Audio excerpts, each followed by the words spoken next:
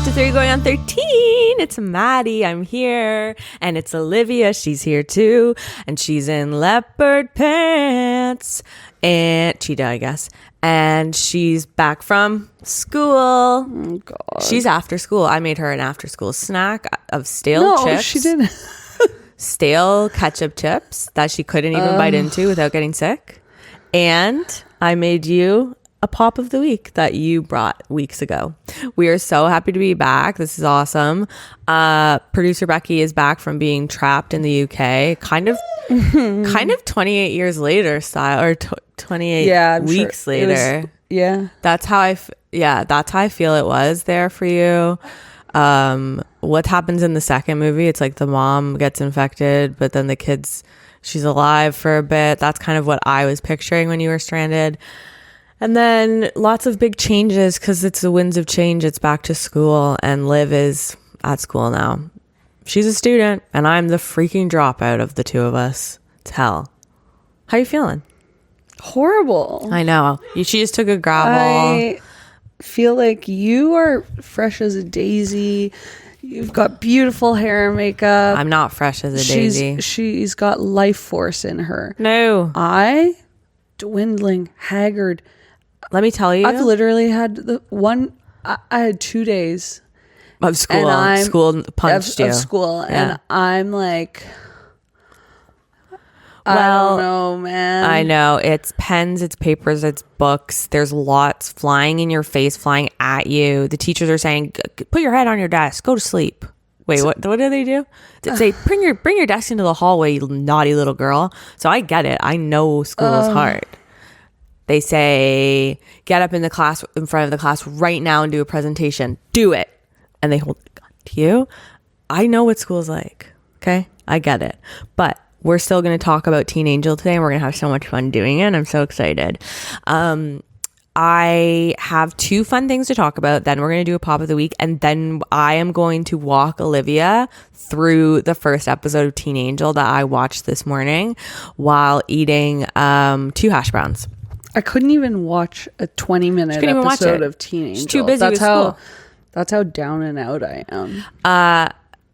Yeah, but I mean, sometimes it's not the length of the show, but it's like sometimes when we watch these things, it is difficult because it's like, you got to strap in for 20.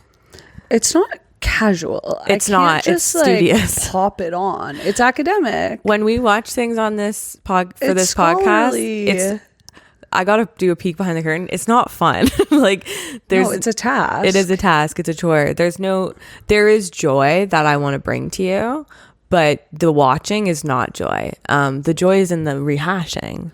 Yeah. But Teen Angel was a bit of a slog for 20 minutes and 50 seconds, but I did watch it, and frankly, I got a lot to say about it. But before, I want to talk about 2 things. I want to bring 2 things to your attention, and I want to know how you feel about them before you get the plague and die. No, I already told you. And style. I also have a cold that's linger. And don't start singing. No, see, it's like, it's impossible to use the word linger and not, it's so exclusively tied. The word linger is interesting because when I was little, linger was always associated with farts. Linger was a big... you're right. You know what? It is also associated with that. Linger was a big toot term, like a big fart term. Yeah, for sure. And when the Cranberries, when they came to my attention singing about this, reappropriated. I was thinking to myself, are these guys singing about toots? Oh. When I was a kid, I thought linger was about tooties. So okay. Oh 2 God, things that's such a schoolyard romp to basically Weird Al linger into making it about farts. Weird. Okay. Weird. Al, weird. I have a task for you. It's a parody of Linger by the Cranberries, and it's about a toot that lingers, or a fart that lingers, or a stinky toot. But okay, so I have to bring up 2 things to your attention. One of them I was gonna save for Patreon, but I'm too jazzed, and I pray you've seen Unknown Number, the high school catfish. Okay, have we seen it? Okay, so have you seen it? Yes. Oh, thank fuck. Okay. And by the grace of God, I've seen it because I didn't even have Netflix anymore. If people will recall kind of the saga of her subscriptions. Netflix recently I lost access to after a lifetime of access to because my mom finally downgraded. When she says lost access, she means she's been leeching off her mother's Netflix accounts. Well, and that's kind of, Yeah. Is that is that the quiet part? To me, that's like, that's socialism. Yeah, your parents it's make for you the a people. lunch. They give you a Netflix. They house you. They put shelter over you. They give you sustenance, and they give you Netflix. I didn't ask and to that's be born. just normal. I did not ask exactly, to be born. and that's a duty of care that they have to provide. As caregivers, they have to provide Netflix for us. Yeah, so, absolutely. So Netflix has been like friggin' cracking down. Yeah, fuck. They've been militant. So anyway, so I was locked out. But I was like, whatever. Right. Netflix has nothing going on over there. I'm not. Yeah, missing you're not excited. anything. Yeah, totally. And then like a week or two ago, something comes across my desk. Like the screenwriter who I love, who never never talks about stuff like this. Like he talks about cool indie horror movies. He talks about, like HBO shows. Yeah. Highbrow. Highbrow. Brow lift. He posts about this being like, it's a must watch, da da da. So now I'm intrigued and I'm like obsessed with that. Then my mom brings it up. Yeah. And I'm like, your mom. My mom. And I go, I would watch it, but, and of course she's laughing. She's like, haha, I forgot. I took your thing away. Well, speaking of moms, I was going to say, bold of her to bring it up. Well, she wasn't even thinking. Moms are kind of in the doghouse after that one. Oh no, she's like, why? Get it if you want. So she's merciless about it. Love it. So you get it back. You watch the documentary. No, but then my friend D, who literally never posts. Totally. Kind of in general, but never about media, anything. Posts about it. Yeah. That was the last straw. That was my Berlin Wall fell. I said, great. So I signed up. You signed up. You paid. I paid $8 for the doc to watch that. Love that, and it's worth every buck that you paid, because essentially this is a documentary about a daughter who, spoiler alert, it's called Unknown Number: The High School Catfish, and it is about a daughter who was like this pretty young blonde, had a boyfriend, and she was getting harassed over text, cyberbullied badly. Her and her boyfriend. And sexual stuff like F my titties. I wanna finger F you F and S. I wanna F and S. I wanna finger F and S you. A finger F and S. What does that even mean, I brother? don't know. And that's concerning to me too. Because what the hell is that mom talking about when she was saying half that shit? Oh, well, you just blew it. And anyways, here's the big spoiler. You absolutely blew it. Here's the big spoiler. Turns out it's the mama. Okay, you need to... Spoiler alert. I said spoiler alert 9 times. Because... Becky, did I say spoiler alert 9 times? She's staying out of it. Shit. I didn't hear that word. Massive spoiler alert. Anyway, I will say... As much as it is like, crazy, and it was like, and I hadn't guessed. At the same time, my shock was tempered because people kept saying it was crazy. You'll never believe who it was. No, so then when it ended up being someone crazy, I was like, well, yeah, of course. I thought it was going to be crazy. Everyone said it was someone crazy.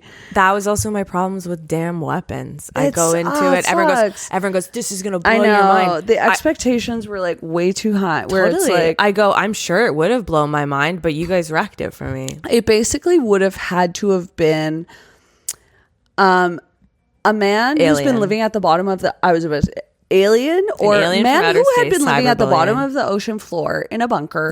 Did like something beyond what the brain can even conceive of. Well, I will say I went into it cold. Don't know how. I haven't been on my phone. really haven't been on like seeing anything.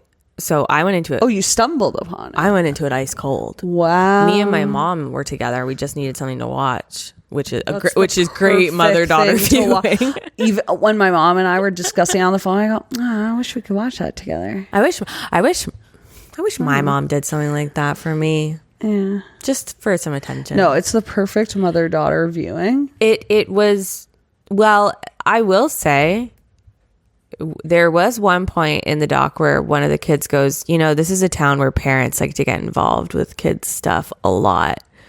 And I said, oh, so basically where I grew up, LOL.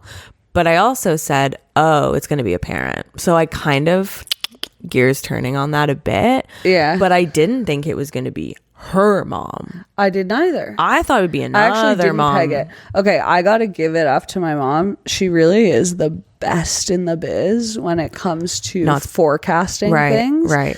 Because when she brought it up to me, she hadn't watched it yet. Right. And then I go and watch it, and she's like, okay, I'm going to watch it now. Yeah. She literally, okay, I'm going to watch it now. We hang up the phone.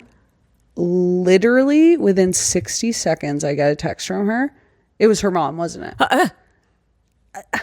Moms this know. Woman, she always. It's the perfect Mother's Day watch, I will say. Oh my God, it's mother-daughter coded. It's mother-daughter themed, actually. It's mother-daughter. It's the perfect, you're having a mom day and you got your Snuggies on. It's the perfect thing to watch. A story of a mother so jealous of her daughter that she cyberbullies her to the nth degree. And then also is sexually...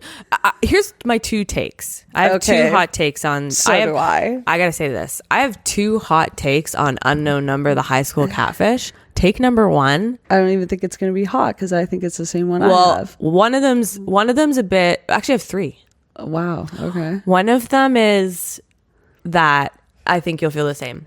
Somebody declared this woman has Munchausen's and wanted attention by getting her daughter sick from bully. Sick with the bully illness. So that she could be there for her and get all the attention and get all the sympathy. I go, that's kind. I go, you wish it was Munchausen. That's the kindest diagnosis you could give in that. To me, it was like, sorry, how are we not addressing the gigantic elephant in the room? Sexually dancing elephant. If this had been a father. Flip.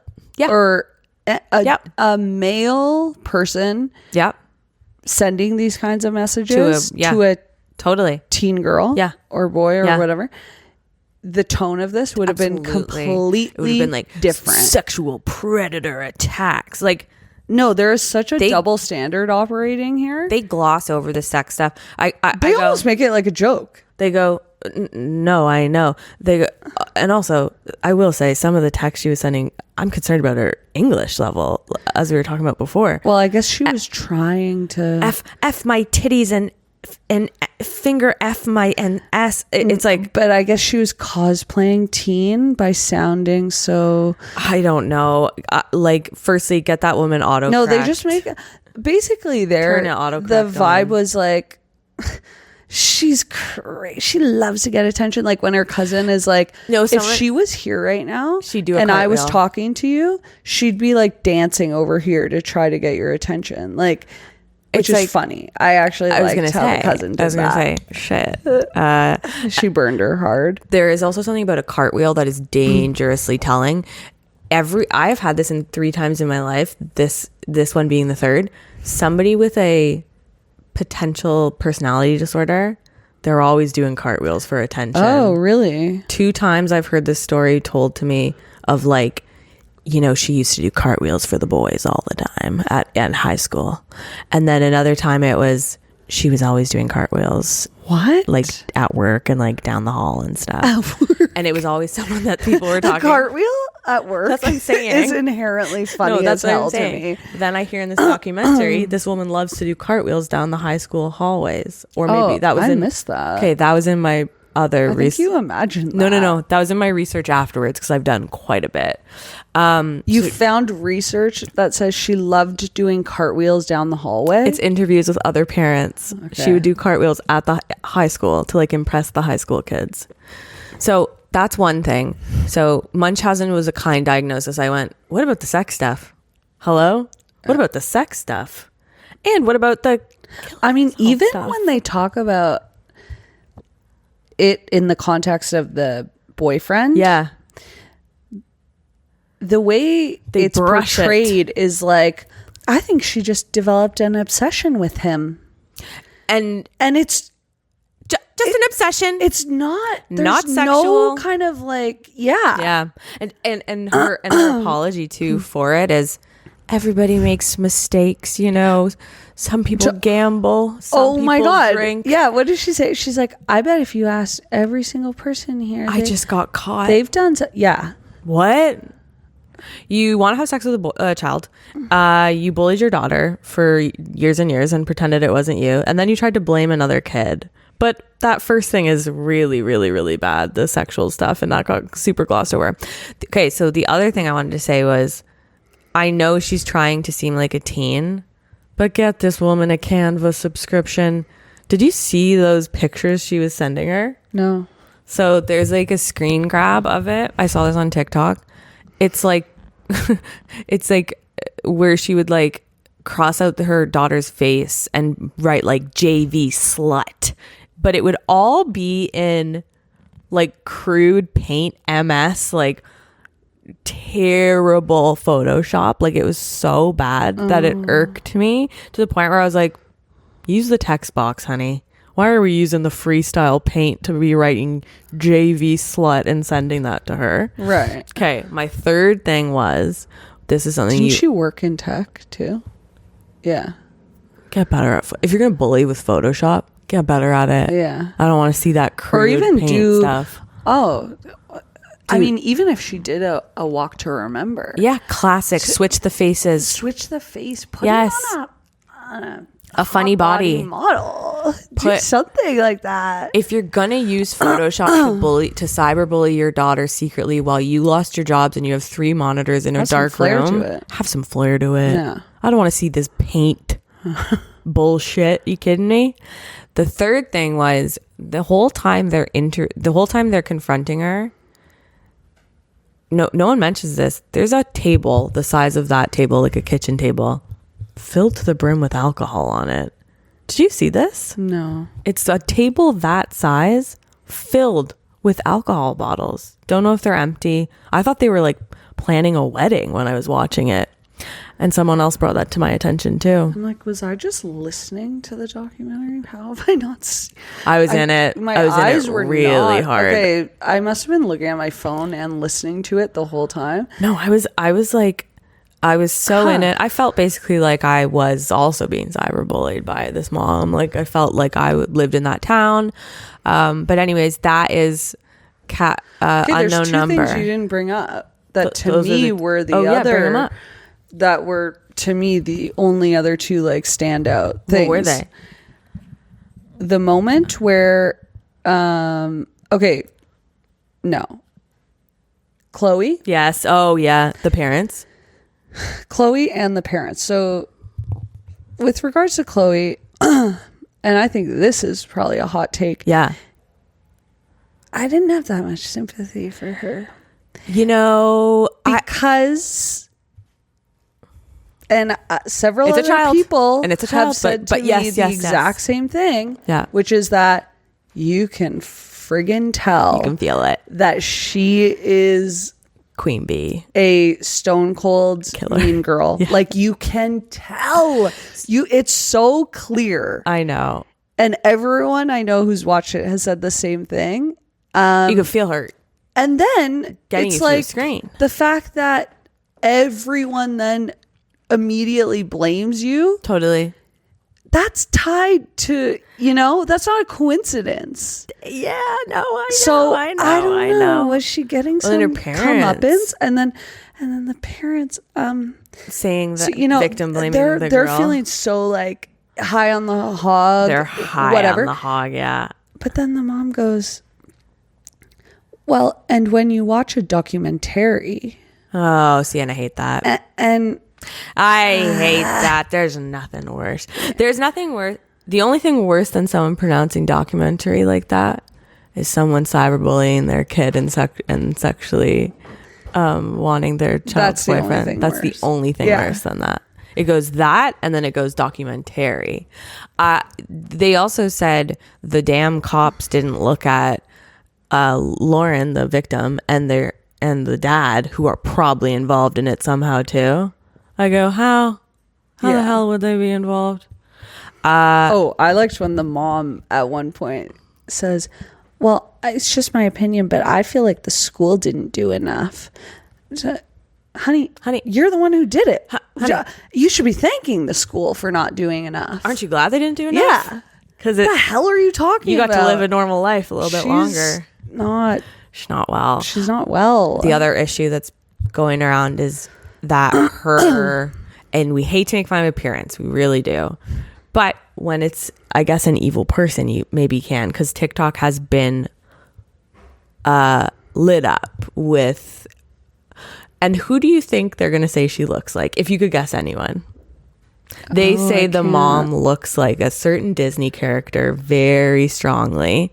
Like a cartoon. Cartoon, yeah. And it is actually quite uncanny. No one comes to mind. Not Quasimodo from The Hunchback of Notre Dame.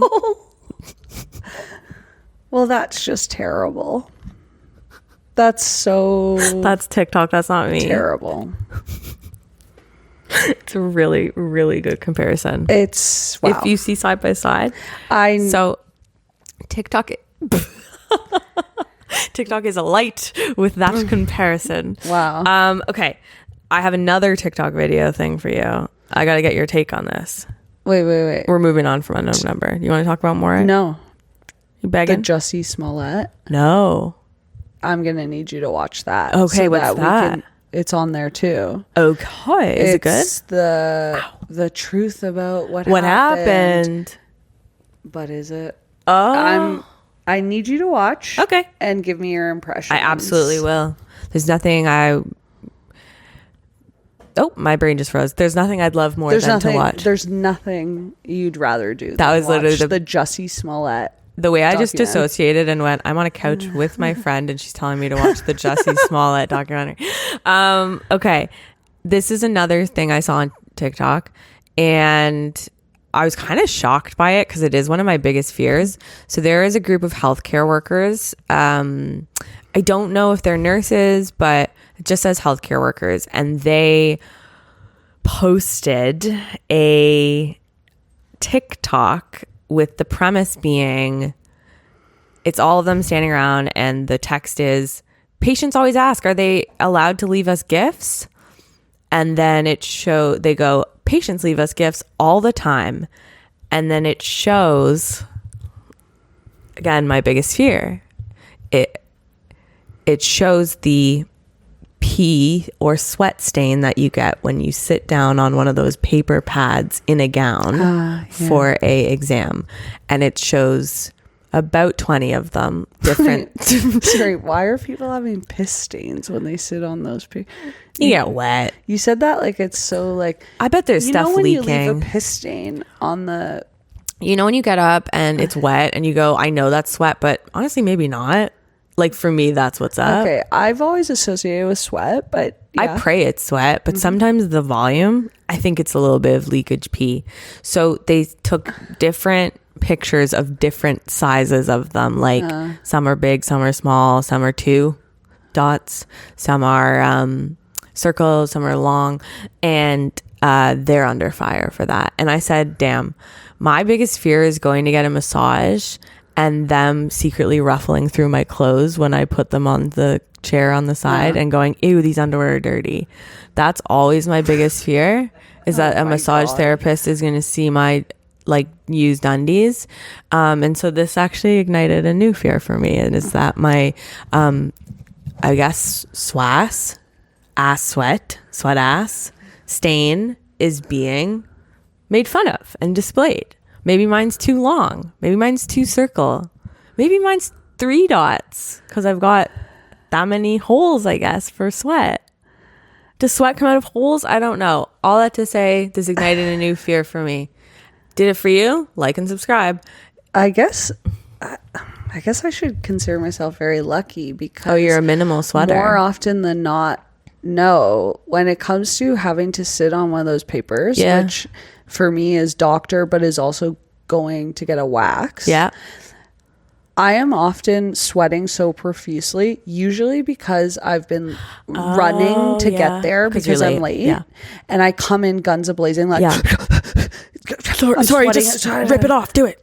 And then I'm sitting there on this paper. The whole paper. thing's soaked. It's so soaked that oftentimes it's stuck to my ass when I get up. It's ripping. It's ripping. It's like half on my ass. Yeah. You're walking out with it stuck. The evidence is eliminated and hidden. Tainted, and it's not. It's like burning a house down after you've committed a murder. Isn't viable for them to take photographs like that. Well, I've actually discarded of my own paper. Oh my god! The doctor comes in. You're ripping off. I'm resetting. I'm resetting all their stuff. All good. No worries. I'll do it myself. No, I have and I will. Always got to reset your own paper. Anyways, I saw that one and that's kind of going around right now. So let's do our pop of the week. What do we have here? What do we have? Oh, damn. It's a sparkling iced tea by Loop. I don't know if I bought that. Loop. Or if you bought that. I think I bought this. I don't know. Do we think it's called Loop Mission or just Loop? Whatever it is, this is our pop that we're drinking this week. I'm very excited to try it. Okay, we need to wipe. There's some something leaked on it from the fridge. Yes. Do you want to grab? I'm just gonna use this. I'll just use my finger as a prelim. Oh, that's syrup for sure. Yeah. Here. Vamp. I'll go first. Oh, okay. I'll go first because I actually have... Oh, and I'm sick, actually. Oh, that's perfect. And I actually have a special antibacterial sort of condition to my spit that might actually help you. Actually, the whole thing's kind of covered in syrup. Okay. The whole I know. I noticed that too. You know what that is? Yeah. What would be leaking in the fridge? I don't know. I don't know what that is. Bit of a smell. So I've never had Loop. Me neither. I've seen this around. It's made with real fruit. I do kind of get worried, like, does pop go bad? It's fine. Got a bit of a smell.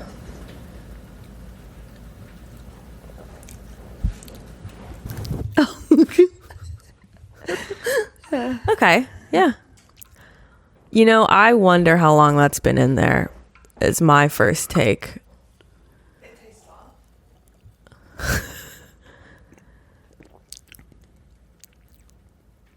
Think it's fine? Yeah. Yeah. To me, that so tastes exactly as advertised. Is it pear? It's peach. That is so just peach iced tea, sparkling. I actually don't think they could have done a better job of describing that flavor. So is a black and peach tea? I'm not a fan, but you like it? I wouldn't seek it out, but I don't dislike it. There was something it's clean. It's not like overly mouthfeel heavy, sugary. Yeah. It's like clean. It's clean, bright, light, bright. Light, bright, keep it bright, keep it light. Keep the conversation white and It's not going to weigh you down. It's not going to weigh you down. Light and bright. Yeah. It's I'll be real. I think I want to try a different flavor with these guys, but I do love that peach drawing. It looks like a butt. So that's funny to me. So I am laughing at that. I'm giggling and goofing about that butt peach. So that is our pop of the week. Let us know if you've tried Loop before. When would you have this? What would be the perfect time to drink this? Okay, it's not, and I will say it does start to kind of flounder at second drink. And so it feels like it's separated a little bit. I don't know if maybe it had been opened or something. No, it's canned. It's fine. It is what it is. Where would you have this? Probably at a barbecue. A function. A barbecue. Some sort of function where, I'm just having something to have in my hand. Yeah. And, I have some sips and it's fine. It's fine. it is not. It's not the start of get the show. kind of emptied out in the sink and put in the recycling. There's going to be a lot left. It's that's what I get too. Well, yeah. I love that. That's just a couple sipper. Yeah. You know? That's a couple. You're not down in the whole thing. It's not the star of the show. Yeah. It's not what you came You know for. what it is? It's like oh, let's stop at the en route or whatever. Totally. Pick up something. Oh, I've never had fun. this drink before. That's fun. And you're kind of in that attitude where you're like, Wanting to money doesn't matter. I'm on a trip. I'm in an en route. Like, it's an expense. money doesn't matter. Totally. So it's like, yeah, we'll try it. Yeah. Along with some other things. You take one sip, it's sitting in It stays there. in the cup console holder or whatever the whole time. Yeah. Oh yeah. I gotcha. That's, you know what? And that's exactly what it was for me as well. Okay, so we're talking about Teen Angel this week. I am stoked in so many ways. My Catholic guilt is stoked. It's reignited. I'm going to be walking Liv through the first episode of Teen Angel that I watched, and she didn't watch, but that's because she's in school. So literally don't bully her for that, okay? So See, I couldn't do my homework. Teacher. I didn't have time, teacher. My parents said homework is actually not a good thing for kids' development. So the idea of a teen angel, what do you think about that? Because I think sad. I think inherently sad. A teen angel, a teen that's gone to heaven because it died. That's sad, brother.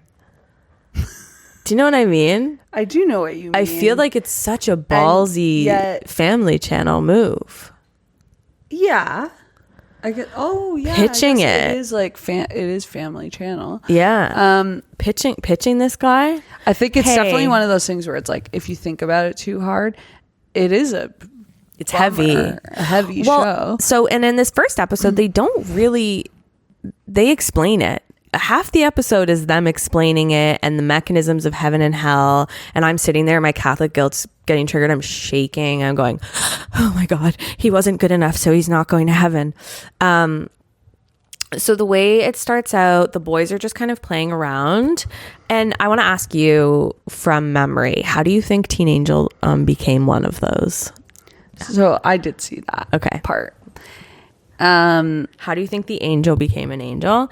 Well, let me tell you, they find an old stale hamburger under the one teen's bed and they dare each other to eat it. And the one teen, he eats it and dies. But we don't stick with him dying. We go into heaven and then heaven gets explained. But all I'm thinking the whole time is what's happening in real life. So that's also where my mind went when I watched that on the 2 ground? minutes of what are the brass tacks medical implications of eating this rotten burger? Because it starts right from the beginning. He took one bite. Rock hard. Right away I go, is that what would occur scientifically to a piece of meat? Oh yes. Well, over time, would it harden? Would it harden in that way? Well, would a burger of that organic material matter? Yes. Yeah. Would it?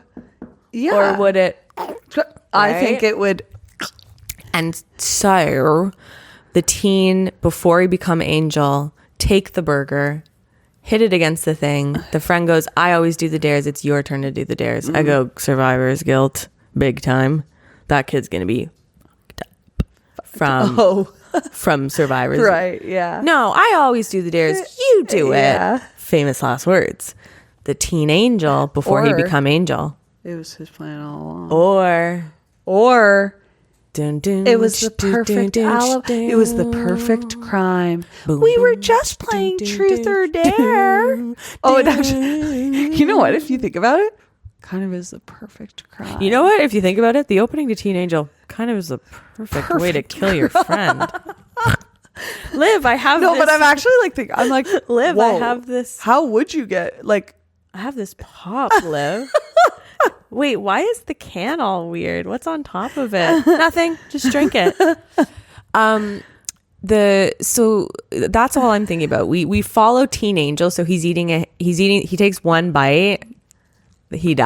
Immediate death, like sudden death, dies, goes to heaven, talks to an angel, blah, blah, blah, blah, blah. I'm literally going, is he convulsing on the floor? We're in the hospital. Like, what does that look like? What does it look like with Steve calling 911? How My long friend's did dead. his illness last? Well, did he go into a medically induced coma? Did they? I wanted to see a little bit more there. Yeah. I want to see him puking on the ground. So how did this manifest? I also wanted to see caution tape around that burger. It's a biohazard. Could be homicide. Yeah. You don't know. You have to investigate. So that's all I was thinking about this whole time that we're watching him in heaven. Like, that's not where I want to be. The big story is actually back there. What's that called in screenwriting? It's like, that's the story I want to hear. Like untapped. Yeah. And it's like, I want to see that. Yeah. It's that. I also said, okay, as a child, when I watched this show, I thought the actor who played Teen Angel was going to be like the biggest star of our generation. I thought he was so funny as a kid. Oh, funny. Yeah. When I was hot. When I was a kid, I was like, this guy has fucking got it, man. Like, I was talent agent about him. My God. I was like, I can't wait for this guy to be famous. It is. But honey, Teen Angel's got it. Teen Angel's got the it factor. Funny. Like, I genuinely was like, he'll win Oscars. He's going to be an EGOT winner. I don't remember if I felt that way about him. I found his star power so, like, I was like, now that's an actor. Yeah. About Teen Angel. He's got a je ne sais quoi. That's so crazy. I remember that. I also say Steve, the main guy, his room. Wait. Does he have a depression Can I tell room? a quick story about a burger? Sure. A rotten burger? Yeah. So, I think would you've you told ever this think one you'd to have me. This is crazy to me. I'm scared. Like 10, 15 years ago, I had a job at an unnamed burger institution. I'm really scared. Restaurant, sit-down burger restaurant. And not Licks. I love Licks. I just licked at her. But also Licks doesn't have servers. They kind of do. And they no. get your Johnny cakes, or what do they say? I know. A piggy. Gobble gobble. Okay. No. Okay. No. I love Licks and I miss it. But no, it was a restaurant. Okay. But anyway, so I just started working there and I so still vividly remember going to use the staff like washroom downstairs to change for work or something. It was one of my first days and I see in the corner of this like single stall washroom a half-eaten like burger just like sitting on the floor. Okay. Which whatever, I don't know. Maybe a like you don't think anything of it.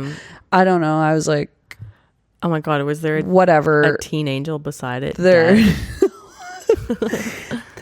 Over the course of the next 2 weeks, bites taken.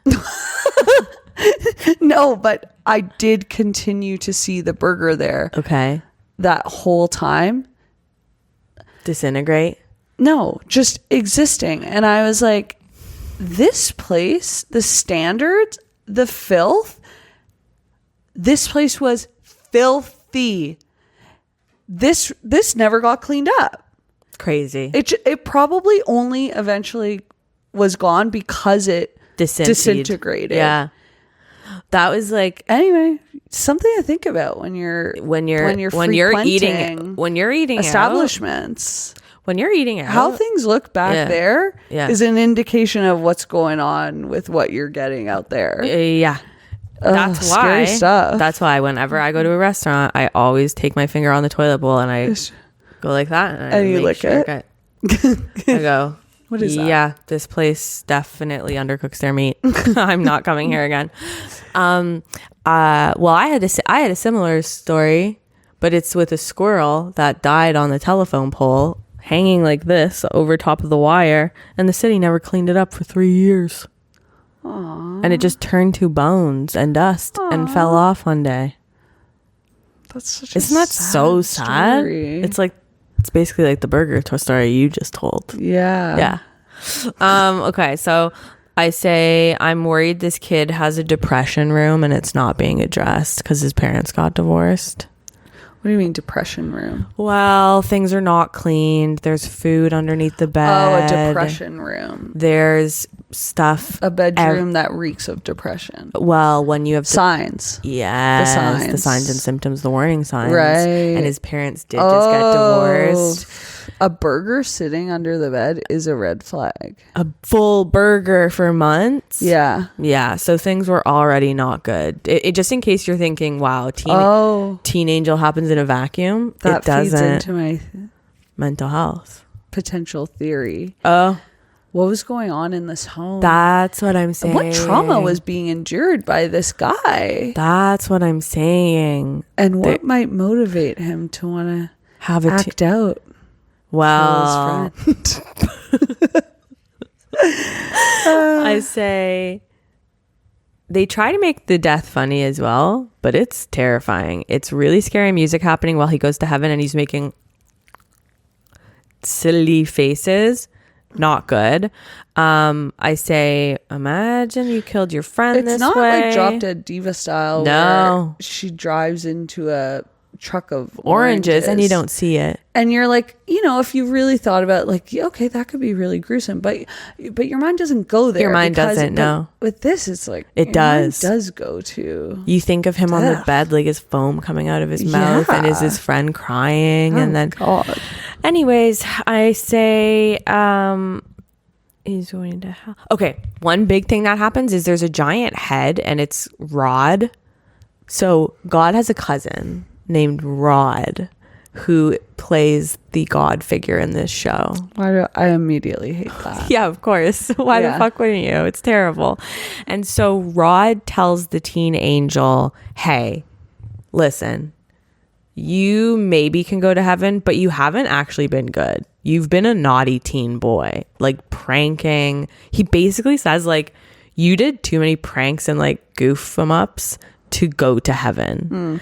The Catholic guilt of me as a child hearing that, I went, pranks can get you to hell. Pranks can get you into hell.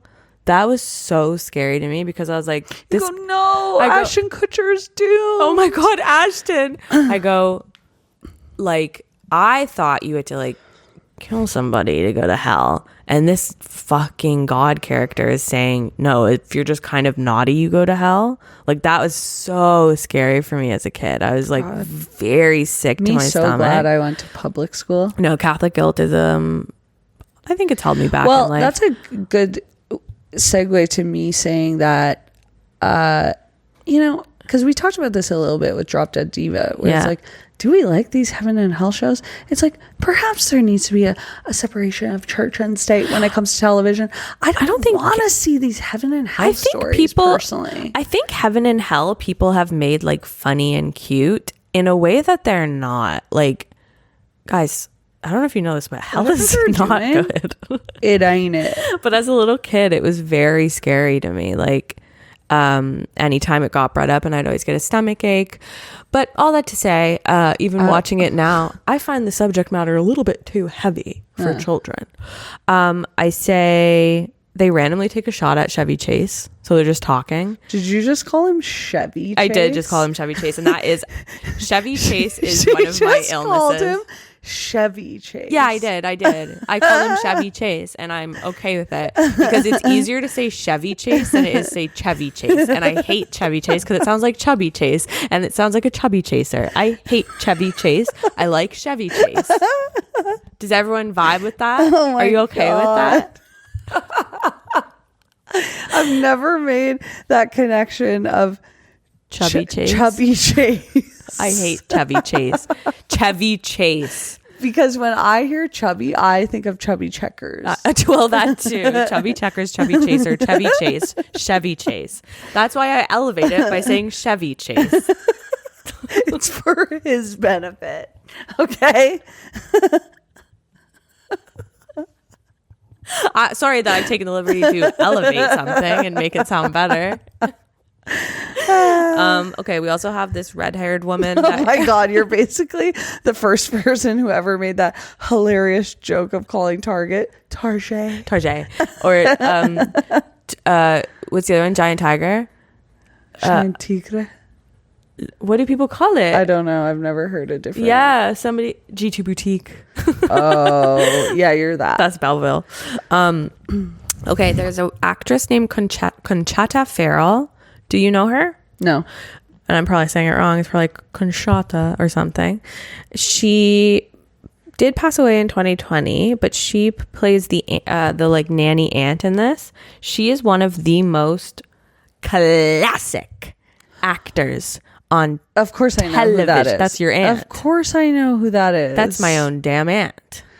I know exactly right? who that is. So she is in this as a nanny, I say. Oh man, why do I feel like she was on every show? Every in the show. 90s? Every single show. Yeah. There were some actors that were eating She was good. making the rounds. They were eating good For back sure. and especially with residuals. And Oh, why'd you have to say eating good? Was that a dig? no, it was about money. It's about money. Eating good, but it's about money. It's about money. Okay. It's because you're making tons of cash doing the rounds on all those You're eating 90s good. shows. Healthy food. You're eating probably. good, healthy food in correct amounts. Everything's fine. I could say, okay, we have twins in the show. They move in unison. It's really scary, even when they're not on camera. But this brings me back to my damn point of why were twins in... How do you know what they're doing off camera? Well, they're not off camera, but I know a guy. Okay. They're not off camera, but they're like in the background and they're not really the center of attention. And they're moving the exact same. They're moving in sync. Okay. These guys are twinning. And I just want to go back to that thing of why the hell in the 2000s were twins treated as like a punchline. It's like, the twins are here.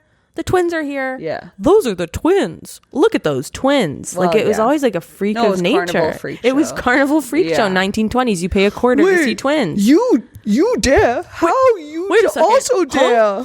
Huh? Like- It's so weird that they were obsessed with twins. Yeah.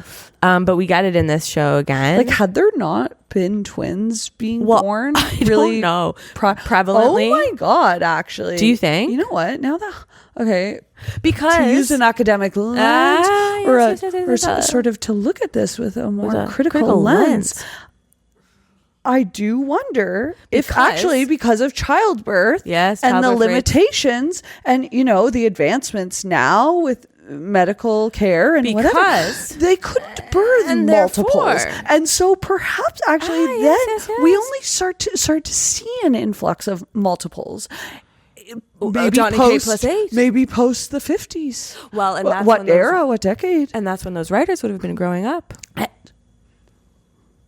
The writers Well, the writers and I think themselves we've would have been deduced quite grown in the 60s and 70s. Okay, that's what I'm writing my thesis on. All that to say, twins were treated as a joke, a punchline, a freak of nature in TV shows. Yeah, in it was the 2000s. novelty. It was novelty. It was kids staring at someone who's different It was and not crazy. being able to look away. It's that. It's so weird, man. I say, so he becomes his guardian angel. So he's sent down to be Steve's guardian angel. I say, what would you do if you had a teen angel? Wait, is he? He could kinda do Is he anything. sent back to be the angel of his friend who killed him? Yes.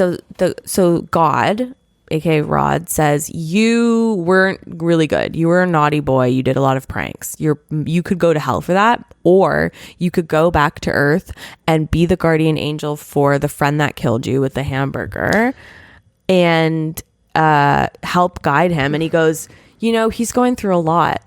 Teen angel goes, why? Because I just died. God goes, no, he's going through puberty. That's the laugh.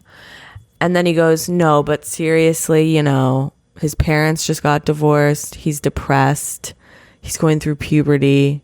He needs a teen angel to help him. And that's how we're into the show. And then we're in. And basically, Teen Angel, let me explain the rules to you. He can do whatever, but no one can see him. Yeah. So you're walking and a locker opens. That was Teen Angel. You're in your classroom and he's just invisible. He's just invisible, yeah. Right. He's Ghost. Yeah. You're in your classroom and the board flings up. That's going to go ahead and have been Teen Angel doing that as a prank. So he can kind of do whatever. He can also stop time and make people answer questions. Like he can be like, tell me, what do you become in 50 years? And they're like, I become the vice president of the United States. So he's kind of got unlimited power. You know what I could see him doing? What? And I thought it was going to be this version of, which I also feel like was something they liked to do back in the day. They must have just discovered how to do this technologically. Stop time. Yeah. He walks over, sits on someone's lap. Okay, I love that one. You know, it's like we're playing around with these frozen people. A tableau. They don't know. Yeah. Or he's about to punch. The bully's about to punch. Freeze time. Bully's mid punch. Teen Angel turns the punch around to his own face. Okay. That's someone funny. holding an ice cream cone, licking it. You take the ice cream. You take the ice cream cone. Yeah. They unfreeze. Okay. Here's another one. Someone standing, holding flowers, sniffing it.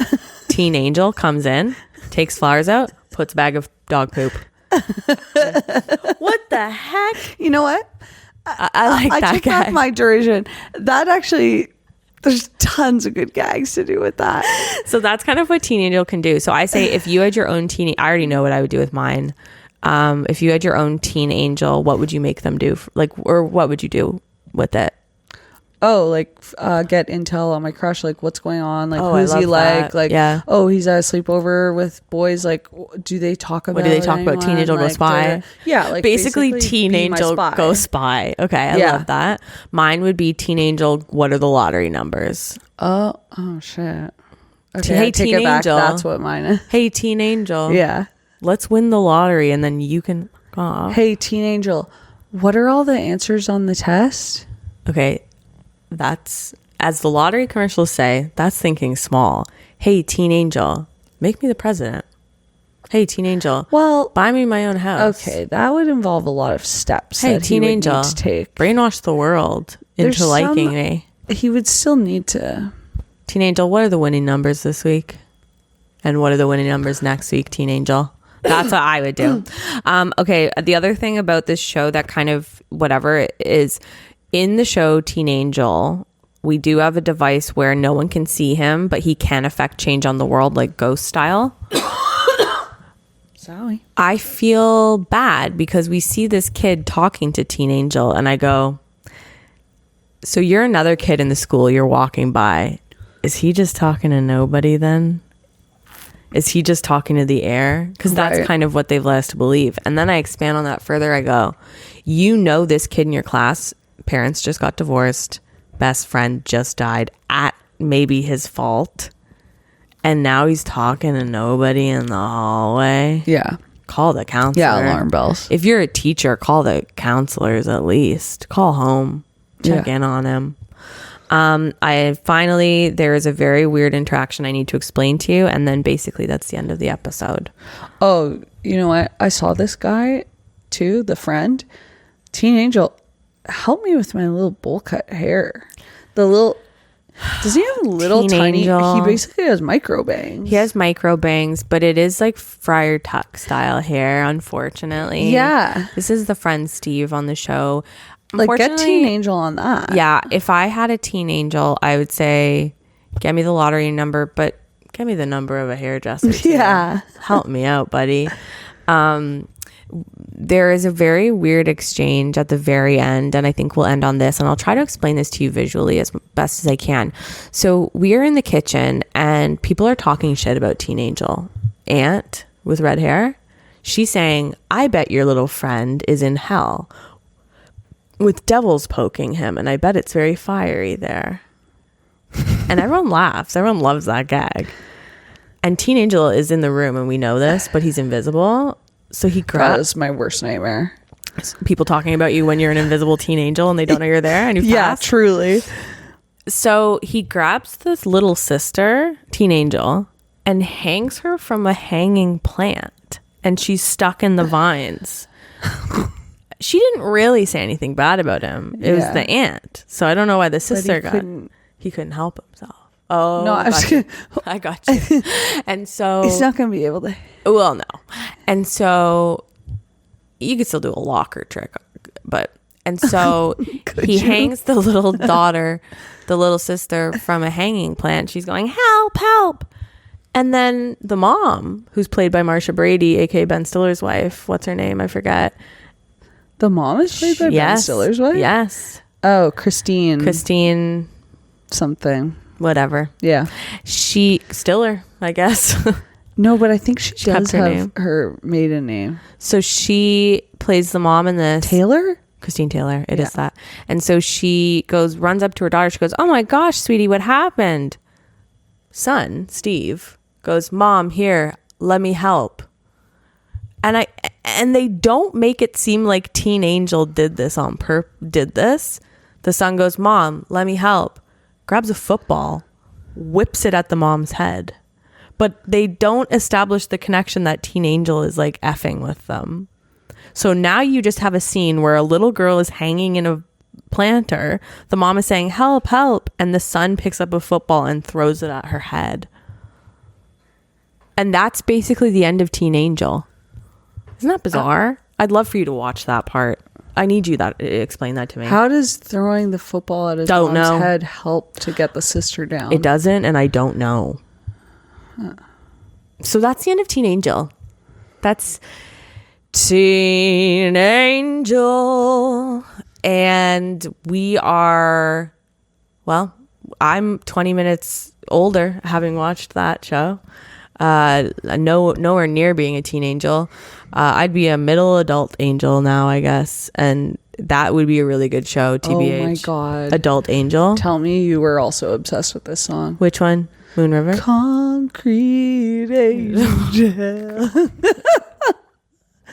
I loved Concrete Angel. I was a Robbie Williams Angels girl. I'm loving angels instead. I threw it.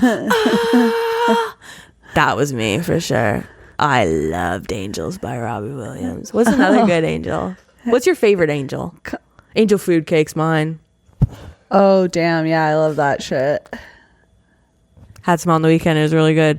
All right, that's going to do it for us. We'll see you guys next week. And if you have any recommendations, let us know. If you like anything, maybe just officially like it, you can subscribe. You can freaking follow us on Instagram. You can follow us on TikTok. You can do all that fun-ish. We don't have a sign off for the show, but if we did, mine would just be Moon River, but saying Teen Angel. So going, Teen Angel, blah, blah, blah, blah, blah. What would yours be?